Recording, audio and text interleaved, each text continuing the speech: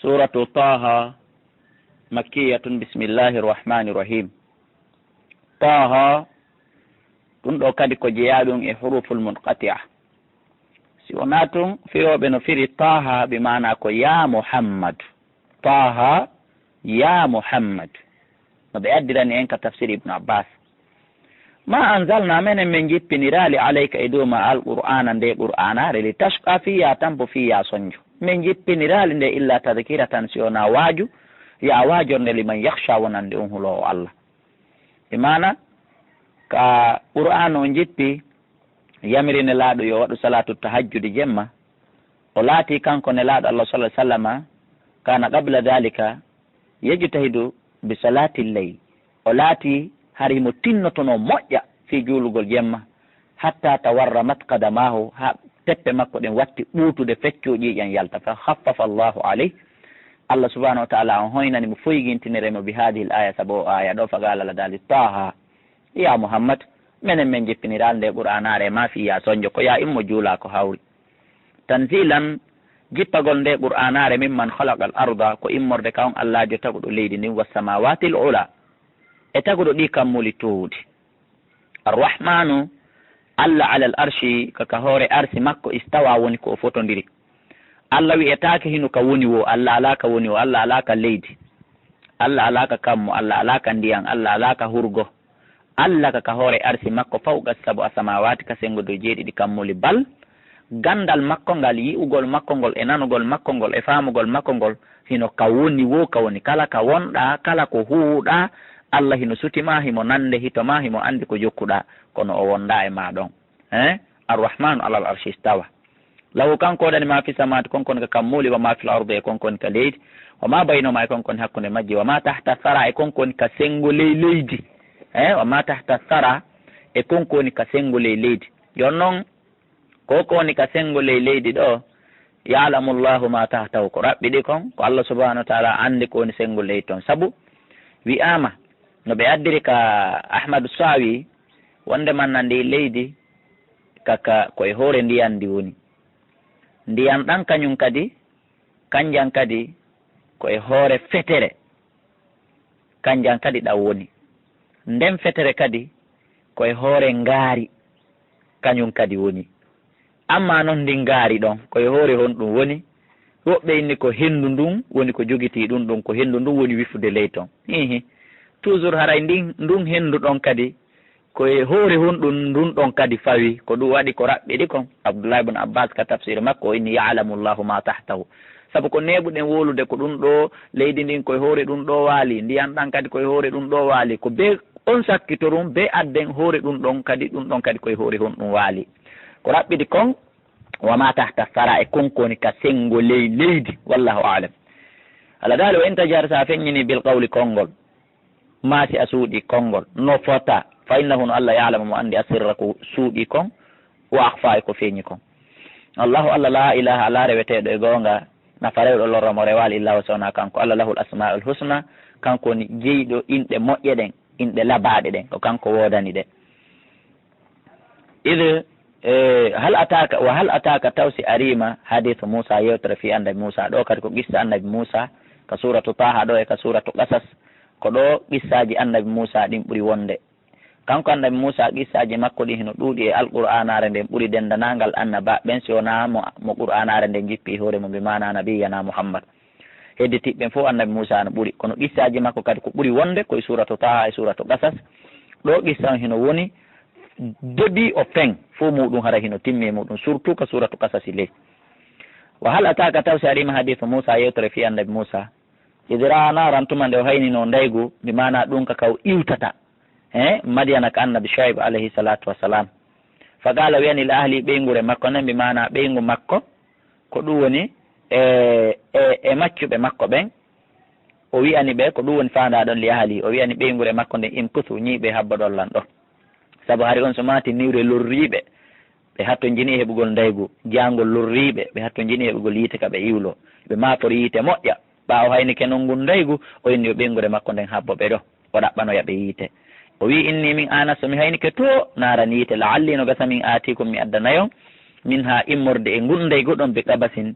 jolɓi ko waweten dayginorde hendoɗen laawol ngol yahen aw ajidu ɓe qabasin jolɓi ka waweten iwlade aw ajidu mami heɓa alannari ka hoore ndaygu toon ka ndaygu ngu woni toon hudan kono tindinana en laawol ngol saabu har ɓe woppi laawol ngol ɓe majji laawol kaɓe duwa rewde ɗum juste iwgol madiyana yaha misra tawi ɓe woppi laawol ngol seeɗa tawi noon ko Allah hoddiri yoɓe woppu laawol ngol ko fi yoɓe rew e nde ɗo aynde wiyetende bilwadil muqaddas tawi ko fi yoɓe rew ɗon kanko e Allah subahanahu wa taala wooda ko ɓe yewtidi wooda ko ɓe haldi o waɗa mo ne laaɗo directement o yaha ka fir'auna lanatullahi aleyh o wiɓe habbelan ɗo mi haynike ndeygu gasa mi heɓa no yeyi en toon julɓi ko wawen iwlorde ko wawen yonnorde ngu ndeɗo niwre mano gasa mi heɓay ko tindinana elan laawol ngol toon ɗum ɗo arayno holli deyi ko gorko wonata kurkadu ɓeygure muɗum nden saabu o jooɗaki o comporti mo wawno inde jiyaɗo makko go mamo wawno wiide ɓeygu makko he dogui yaha ɗaɓɓanoya en hunde kaari mo wawno ɗum enen heewi e worɓe jongalleɓe ko noon ɓe woniri kamɓe ko jooɗagol comporte on ela ɓeygure nden kanko ɓa o haynike o wi habbelan ɗo min mi yaha donc hare koye en faamu e gorko on ko kanko woni kurkadu ɓeygure makko nden ne laaɗo Allah salah sallam maaki hayru nnasi khadimuhum ko ɓuuri moƴƴude yimɓe ɓen fof ko kurkotoɗo maɓɓe o ɓe wi kadi e tafsir ji nokkugo toujours ka Ahmad bun Sawi saabu ko deftere tafsiru nden o moƴƴa wonde manna tawi sonnajo makko on ko sowiɗo tawi jangol ngol noon ɓittinima o wi o wata feƴƴude ɗon o heɓal ko wiyete kon ndaygo Allah subahana taala holli mo ngun ndaygo falamma ataha ɓawo ari ha ka ndaygo ɗon nuudi o nodda onan hito no noddamo ko alda e yigol ko woni mo noddude kon ko alda kadi e andutugol ngol ɗo hito ngon hito wi ya Musa inni min o wonɗo wowlude ɗo ana rabbuka komin woni joomima fakla yuppuna alayka paɗe maɗa ɗen innaka sabuno an Musa fewndo ɗo bilwadil muqaddasi hiɗa e aynde laaɓunde ko ɗum woni tuwa fotodirde sababu ko Allah subahana taala daaliri kon yo annabi Musa yuppa paɗe makko ɗen wa kanat naalahu min jildi himarin mayitin wo paɗe makko ɗen ko paɗe guril mbabba mayba harmi donc noon iɗon andi mbabba no harmi feere ko tawi ko mba mayimba harmi mba hirsaka ɗum kadi ko harmande feere ko ɗum noon ko ngil guril woni ko moƴƴina paɗe makko ɗen ɓayi ɗum ɗon na laaɓuɗe ko ɗum waɗi si Allah subahana taala on yamiriri annabi Musa yuppa paɗe ɗen hol laali ko wajibi woni mbi mana ko yo yuppan nun Allah paɗe ɗen kono noon mawɓe meɗen ɓen kamɓe kadi ko ɗon ɓe ƴetti ka teddingol mawɗo mo yo goɗɗo yuppan e goɗɗo paɗe kono noon na yen wattu ɗum nde wal wanami ihtartuka mi suɓikema fastami i jentoli ma yuha kona wahaynede kon e ma innani ana Allah andu min komi woni Allah komi woni Allah rabbul alamin komi woni Allah taguɗoma tagi kala hunde la ilaha ala reweteɗo illa ana sona min o mon ɗanande hito mum ɗo faɓɓudoni rewan waaqimi sola ñiiɓa e julde nden li zikri saabu jantagol fiyan andita fiyan inna saata ko ayu Musa andu ko wiyete dargal atiyatun ngal ko araygal reeno e maggal gollal ngal a sikkay annabi Musa ala ndeke ko hendetuma noon ngal arata Allah daali akadu mi eɓɓi o fi hande mi suuɗata fi dargal ngal hara mi andinali goto li tujuza fiyo yoɓo e nden ñande kullu nafsin kala on keɓima tas asabu koki golluno kon mi torikema tun noon an Musa fala yasuddannaka wata sakkoma an ha e gollugol fi maggal malla uminu biha on mo gomɗinali ngal kala mo gomɗinali dargal sa tewtikemo o wonay taƴa taƴinora o accata an kadi juula o accata hoora o accata gollana fi dargal ngal kawni ɗon o gollali o accata an kadi golla watta ba o jokki hawa ko welatamo kon watta welsindo jokka on ɗoftoɗa on fatarda sakko halkoɗa ko ɗum mari komi haalanayma Musa nde tawno mi wi'i mi suɓi kema haray ko be mi conseillé ko be mi mana mi holle giggol on sumati tawi kanko annabi Musa alayhi salatu wassalam hino woodi ko tuggi ka jungo makko ñaamo bi mana ko wiyete kon tuggordu Allah no andi ko honɗum o jogi o wi wa ma tilka bi yaminika ya Musa kon ɗoni ka jungo ma ñaamo ɗon ko ayo Musa ɗala annabi Musa maki hiya asaya ɗum ko tuggordu andunni ya Allah atawakkau alayha miɗo tuggorandu go'o wa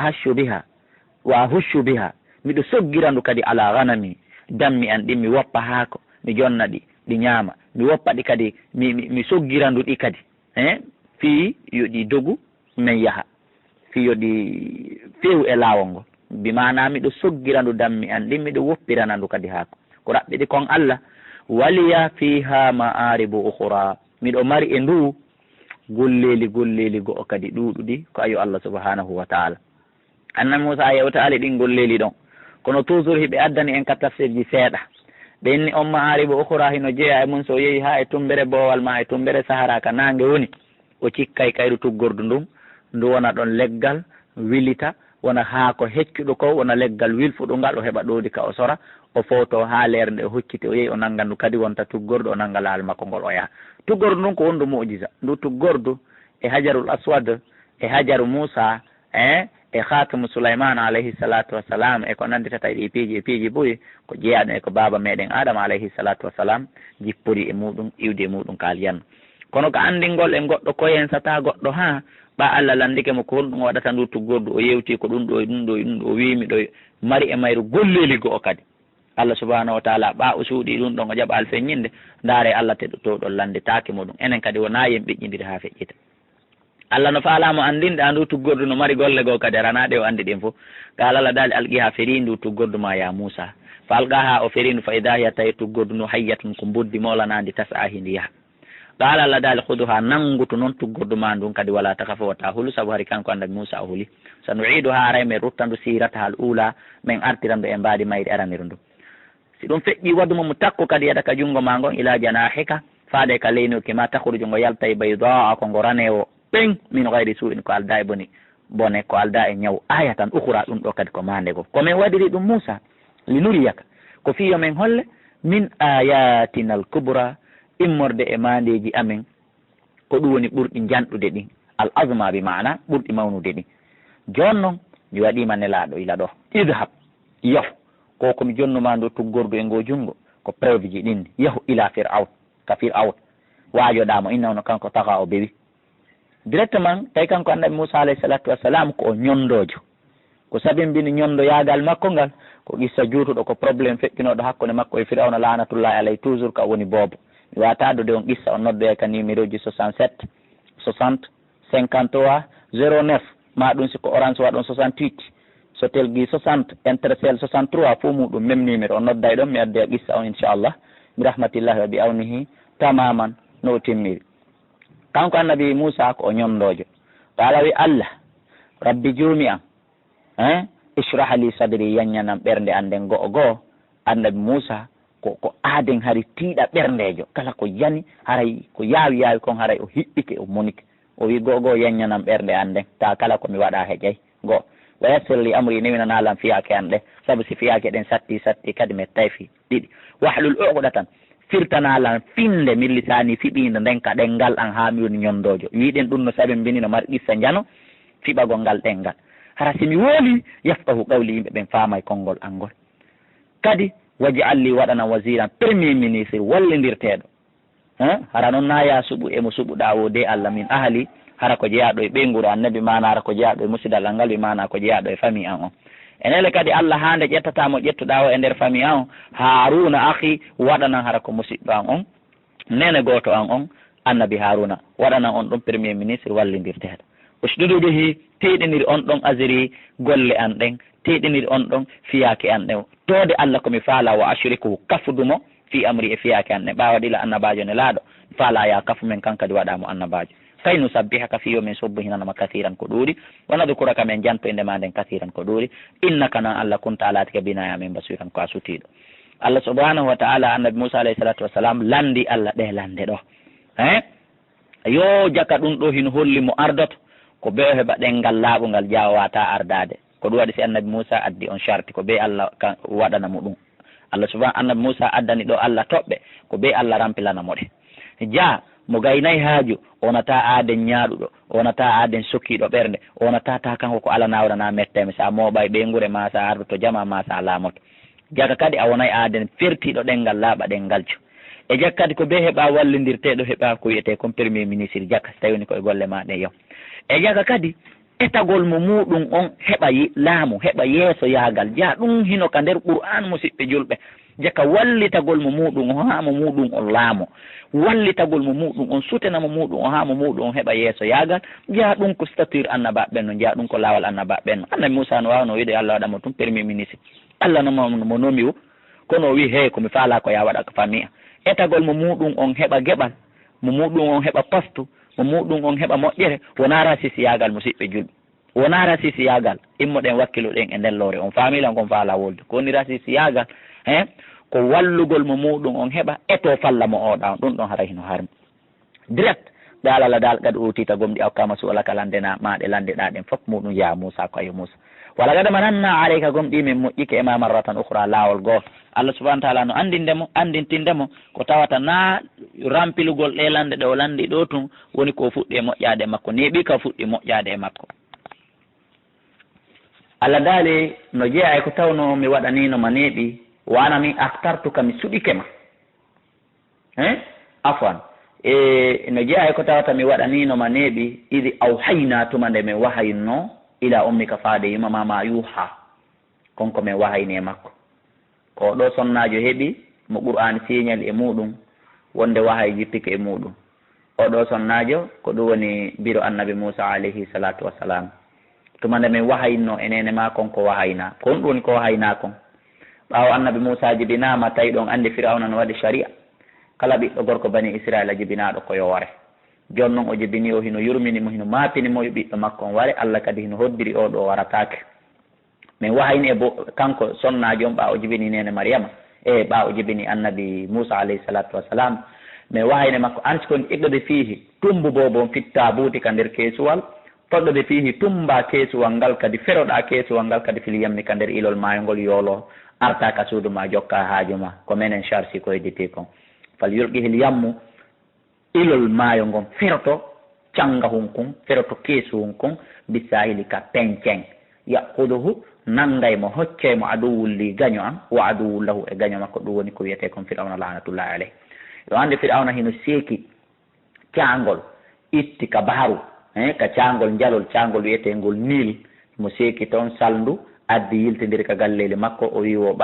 wi'ama Allah no mari aljannaji canɗi no ila ka ley aljannaji o kankadi o mahi ko ɓeeje o hino canɗi no ilde ɗon joni noon si keesu hunkun ari ha e ngol caangol ka salndu ndun seliri ɗon yollitoyi yaari ko ɗum woni ka galle Firawna lanatullahi alayh keesu hunkun ari jokki ɗon yaari ko ɗum woni ɓeygo makko wiyeteɗo nene Asiya on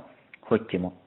Allah daali o algay tomi feri kadi alayka e dow ma mahabbatan giggol minni immorde kan yiiɗoma wohino yiɗuma yiiɗuma wohino yiɗuma Allah mi torkema min kadi fero giggol mangol e an e durriya an on e dendanangal wonɓe jentade ko ɗum woni o tafsir Qur'an an e julɓe hedditiɓe ɓen wali tusma e fiyo a ne'e ala ayni e dow gite an haramiɗo ayni no wonaɗa ne'irede noon mi moƴƴinokema e ɗum ɗo fof Musa min na hande mi yiɗuma goy komi inni kon to wan aktartuka mi suɓikema na hande mi suɓima mi yiɗinoma neeɓi Allah no andintindemo fillitagol moƴƴere kenen ngo wonali no bonna baraji koni kon e golle moƴƴe ɗen fillitagol seeɗa fimo on ɗa waɗanden yo andu hiɗa yiɗimo wona ko on ɗa fillitorde ko fi longintingol nden fillitande ɗon wona harmude mi anda si ɗon famde tafsira on ide tamsi andutu kadi tumande yahayno tumande yahuno uktuka bandirawo maɗa on jaajama ɓa addama tan kadi ka présidentiel ton a jaɓali muynude kala endundu annabi Musa addana o salo muynude Allah hino hoddiri kadi ko biro makko o muynata fatakulu o ari o wi hal adullukum taw son acca mi tindina o alama yakfulu kombo no ne ana on o par ce que nde tawno annabi Musa jaɓali muynude nene Asi ay Firawna haaldi fotti jogitagol mo ɓiɗɗo hande kadi ɓe landike kala ɓeyɗo kala e anduɗo ka ɓeyɗo woni fi ko ara ɓe daara si on ɗon jaɓay muyninande ɓiɗɗo maɓɓe on joni on sey ko jiwum ari présenté on yo taw son accay mumi tindinana on mono muyninana on o boobo mo ɓe wi o tindini biro makko ari maɗɗini mo tun endu ndun o maɗɗi o muyni ha ɓe addi lande molanaɗe fi ɗum kadi seeɗa ni wona probléme wil awa ɗum kadi en nodday ka numéro ji sen hewtoy ka suratu Qasas en feññinoya farajanaka min ruttuma ila ummika faade ka yummama fiya muynuma kay taqarro aynuha fiyo gite makko ɗen welta alego ɗimana fi won satisfait wala tahazana hara o sunaki fi ɓiɗɗo makko on wa qatalta nafsan warɗa wonki kadi yo Musa fa najjaynaka min danduma minal ghammi immorde gonsuno e immorde e wartede ñoke ko warɗama kon wa fatannaka min jarribi ma futunan jarrabuyeji ɗuɗi molanaji on wargol wonki ɗum kadi en maray ha sen hewte ka suratu Qasas wande ka suratu Qasas e ka suratu Taha ɗo ko ɗo qissaji makko ɗin ɓuuri wonde kono ko o ka Qasas kadi ɓuuri yañude sen hewtoyi ton e yañoye musidɓe julɓe fala bitta yahuɗa ñiɓuɗa sinina duuɓi fi ahli Madiyana ko ɗum woni ka yimɓe Madiyanankoɓe mbi mana ko annabi Shuaib alayhi salatu wassalam yahuɗa ko ɗum woni neɓuɗa toon inni ko Allah subhanahu wa taala fandi ɗon wondem ñiɓuɗa toon ñiiɓuɗa toon sinina duuɓi ɓe waɗi ka tafsir wonde ko duuɓi sappo fi ahli madiana ka yimɓe madiana ɓen ɗum won ka annabi Shuaib summa ji'ita refti artuɗa ala qadami e dow eɓɓore nde Allah hoddirno ko ɗon artata ya Moussa wasana'atuka mi suɓike ma mi waɗima spécial li nafsi fi hoore am mi rempilanima lamde ɗe waɗɗa ɗen fop directement Allah firti ɗengal makko ngal woni hentingal haala ka woni laaɓuka Allah yanni ɓernde nden tawi hay naaɗiɗa ha walɗa bantiɗamo mettatamo e ƴeewe makko Allah waɗani mo ko ɗum woni koto makko Haruna waɗi mo nabiyun mursalum lande ɗe o waɗana ɗen foof muɗum o rampilana Allah daali idhab yaw anta an wa akuka e nene goto ma on mbi ayatina kono attention wondude ayaji ande wala tan yawota on welsido ko ɓuuri e raɓɓuɗude fi zicri fi jantagol india musidɓe julɓe kala ka ibnu adama welsidi raɓɓinɗini kuppi ko ɓuuri e raɓɓuɗude e waɗugol adkar haray moƴƴereji makko ɗin tardi haray moƴƴereji makko ɗin paani haray kataji ɗin firtike masiboji ɗin firtike neɗɗo on en tant que mi wadde ko wiyete kon adkar haray masiboji e jarrabuyeji makko ɗin hino fiɓi hino haɓɓi ala kadi yaara moƴƴereji ɗin hino firti hino yarude idhaba ya ila firawna faade ka firawna innahu firawna taga o bewi faqula lahu wiya noon mo noon qawlan layyinan konngol newingol ko anndingol e goɗɗo so woni lamɗo ma woni mawɗo ma woni marɗo haray ko ya suɓno wowliranama lalaw no gasa kanko yetadakkaru o wajirata aw yakhsha ma hula ɓe ari qala ɓe wi rabbana joomi amen ɓe wi inna nano menen noon no haafu meɗen hulidey an yafruta alayna nde o wurtoto e hoore amen o bewa e hoore amen o bonna men aw an yatgama nde o bewata e hoore amen o waɗa men ko Allah yiɗa yarlaki o utilisa jaggu makko ngun e hoore amen qala Allah daali ko min Allah wi la takhafa wota on huluya innani min maakuma miɗo wondi e mo kono on andi ko wino ɗen ko nane wondugol ngol nawa sare ko kanko Allah mo wondi e maɓɓe hiɓe yawde bal ko gandal makko ngal wondi e maɓɓe asma o miɗo nana on yi seede on o ara miɗo yiya fa tiyahu remo fa ɓuula wi on inna men rasula rabbika ko men nelaɓe joomi ma fa arsil accuto ma ana wondude e amen bani israil ɓiɓɓe annabi yaquba ɓen wata lettuɓe wala to abdebihum wata lettuɓe ta maccindinɓe qad ji'naka min addanima bi ayatin mande min rabbika immorde ka jomma hollude komin nelaɓe aray noon wassalamu jam e kise woni ala man ittaba al huda e kala jokkuɗo gonga kan inna menen ɗaɗu hiya kom ɗi waynama ilayna faade e amen annal adaba wonde no lette ɗen ɗe woni e hoore alaman kaddaba kala on fennuɗo nelaɗo on fenni deftere nden wata wallahu hucciti o sali gomɗingol qala e honno innete fir'auna jaabi faman rabbukuma poro kere ko homboni joomi mon haranami ya Moussa qala wi rabbuna koni joomi amen o wi'ali ko Allah ma ɗum kanko fir'auna o wiyay awa ko kanko o tindini tun golle jeyɗoɓe on ko honno wayri fir'auna hino felliti o wata gollude ɗen golle ko golle gando woni feƴƴude ɗo qala wi rabbuna ko woni joomi amen miɗo yeetade makko hombo alladi ko on Allah ja'ata kulla shay'in okkuɗo kala hunde halqahu tagu mayre on taguɗo ñongil tagi lingil tagi sondu tagi ibnu adama tagi jinna tagi bare taguɗo kala ko woni kon hunde nde summaɗa refti o fewnide ko honno nde wurirta ko honno nde resirta ko honno nde natirta ko honno nde walota ko honno nde moƴƴinirta suudu ayi firawno no felliti e bewre makko mo andina kanko wawi ɗiɗo mara capacité ɗiɗo qala wi hihi awa fama balul quruni l ula ko honɗum woni alhaali ɗigireli feƴƴunoɗi yimɓe maynoɓe feƴƴineɗi ko honɗum woni alhaali ɓen ɗon awa joni qala wi no ko fi hoore men wonɓe yewtude ilmu ha gandal andugol fi ɓenno inda rabbi hino ka joomi a fi kitabin ɗum no windi ka lawhil mahfus o inni awa Allah ma wata andutude ɗi fi ɗum fo o majjay o wata hoccutude fi ɓen fo muɗum ɗum lanni jillodirde e leydi ndin ɓen fo wata immitade annabi Moussa makil no la yadillu rabbi joomi am majjata mo andi kala ka ƴiwo woni mo andi kala ka leykal woni mo andi kala ka leɓol woni firawna he awa Allahjo ma on o yejjitay andugol ko honto ɗum ɗo fo woni ɗo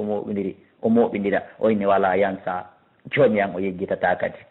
alladi on Allahjo jaala lakum l arda waɗanɗo leydi ndi mahdan fontadi wa salaka lakum o naadani on fiha e mayri subulallahi wa ansala o jeppini min assamai witti kasama ma an ndiyam fa akhrajna men yaltiniri bihi saabu ndiyan ɗan azwajan noneji min nabatin immorde puɗi shatta sertori kulu ñaame e ɗi puɗi wara'u aynon an amakum nemoraɗi moɗon ɗin inna fi dhalika wallahi musidɓe julɓe woni e nder ɗe ayeje ɗe jannguɗen ɗo la ayatin mandeji molanaɗi kono li uli nuha ko nande jomiraɓe haqqille yo Allah waɗe jomiraɓe haqqille nafayde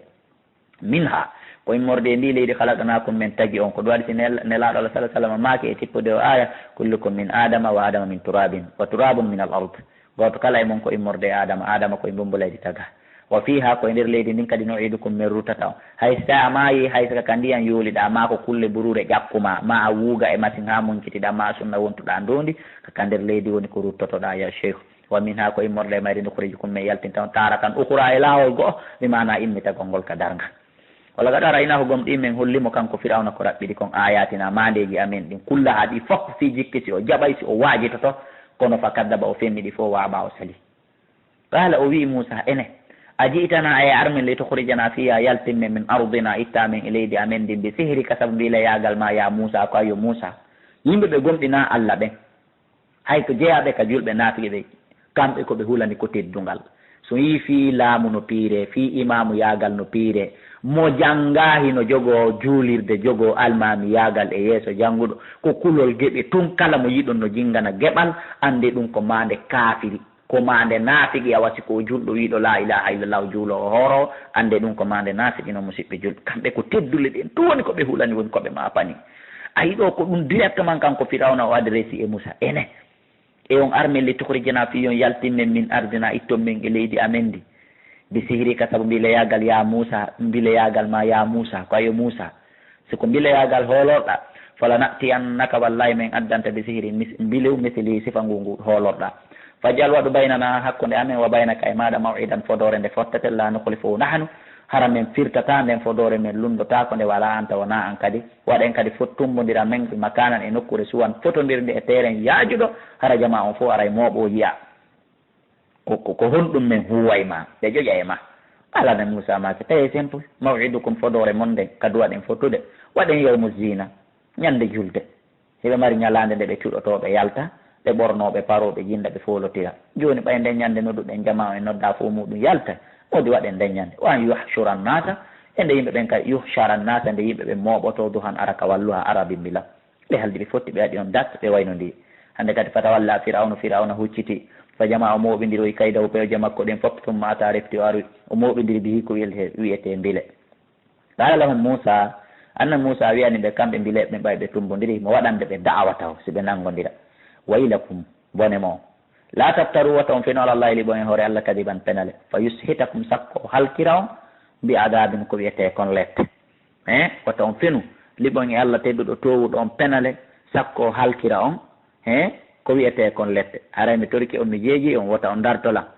wona mi dartiteɗo e jungo mo wona mi dartiniɗo ko ɗum woni e jungo mo wata on fenu liɓon e hoore Allah fa yushitakum sakko halkon ay fa yuhlikakum sakko halkira on ko wiyete kon lette tiiɗe ɗe ko wiyete kon e lette musuɗe annabi Musa waajiɓe ɗum ɗo ande annabi Isa annabi Yusufa kadi ko ni justement kan kadi o waajorno yimɓe makko ɓen ka nder kaso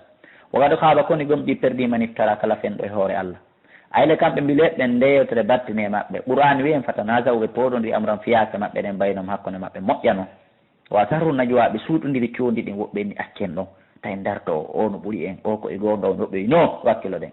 ɗaluɓe wi ɓe fottani honɗum in haadani yandi ɓe andeno ɓeɗo ɗiɗo la sahirani wallahi ko mbileɓe ɗiɗo ni wota on huluɓe yuridani koɓe faala an yukhrijakum konde ɓe yaltinto min ardikum ɓe itta on e leydi muɗum ndin e ko ɗum woni e ɓe sihiri ma saabu mbile yagal maɓɓe wota on huluɓe darteɓe wakkileɓe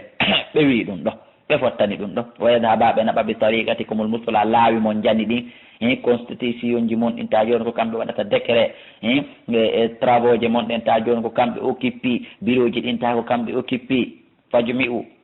fajumi u moɓidiri e kayda kom pewje mon ɗen fof summa atu saffa refti aron janggo hara kon saffeji darto ɗon mon fo lay few waga ɗaflagom ɗi malama alyawma hande man istala kala foluɗo ɓe ɓi hakkilgoy ɓe wiyali on malama janggo ɓe wi malama kala foluɗo ɗum ko gonga kala foluɗo janggo hara o heeɓi victoire mo heɓata défaite aduna